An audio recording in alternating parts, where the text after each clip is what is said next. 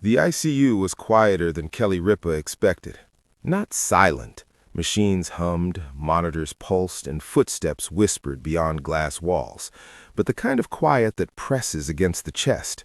She sat beside Mark Consuelos' bed, her fingers laced around his, counting each rise and fall of his breathing as if the numbers could anchor him to the room. Mark looked smaller here, framed by white sheets and pale light. Not weak, never that, but paused, like a man caught between scenes. Kelly brushed a curl from his forehead, smiling through the ache that had taken up residence behind her eyes. "You've always hated hospitals," she said softly. "Remember when you tried to convince the nurse you were allergic to those gowns?" His lips curved just enough to remind her of 1,000 shared jokes. He squeezed her hand. The monitor ticked its steady reassurance. They had been married long enough to know each other's silences. This one was different.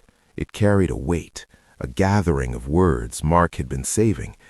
"Kells," he murmured, voice thin but sure, "there's something I want to ask you." She leaned closer, as if the air itself might steal his words if she didn't. "Anything." He closed his eyes for a moment, breathing in, breathing out, the way he had taught their kids to calm themselves before a big performance. When he opened them again, they were bright with feeling. If things don't go the way we hope," he said, choosing each word carefully, "promise me you'll keep laughing." Her heart stuttered. "Mark." "Promise," he insisted gently. "Not right away, not fake, but real laughter, the kind that fills rooms, the kind you give to everyone." Kelly swallowed. She had faced audiences, critics, long days and longer nights. This was harder than all of it. "You know I will," she said, though tears blurred the room. "I laugh because of you." He smiled. "Good. Then my wish is already half granted." She rested her forehead against his hand, letting the tears come. In her mind, memories flickered like old home movies. Their first meeting, the spark that leapt between them, late-night kitchen dances, mornings made brighter by coffee and sarcasm, the chaos of raising kids with equal parts love and humor. Mark had always been her steady place. The idea of steady shifting frightened her. "Do you remember our first apartment?"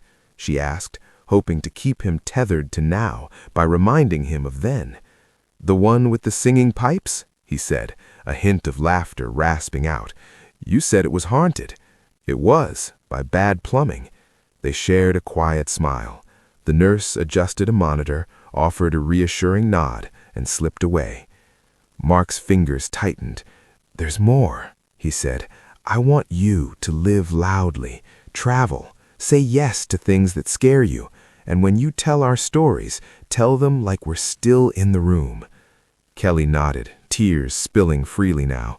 "You'll be in the room," she said fiercely. "Always." He exhaled, the tension easing from his shoulders. "That's my emotional wish. Not that you carry sadness, that you carry us." Time stretched. Outside the window, evening crept in, painting the sky with soft blues and tired golds. Kelly watched the light change, thinking about how many sunsets they had shared without counting them. She pressed a kiss to his knuckles. "Listen," she said, "when you're better, and you will be, we're taking that trip you keep postponing. No excuses." He chuckled. "Deal, but you're planning." "Fine, I'll plan everything. You'll complain about the pillows." "Absolutely." They rested in the moment, letting hope sit beside them like a quiet friend.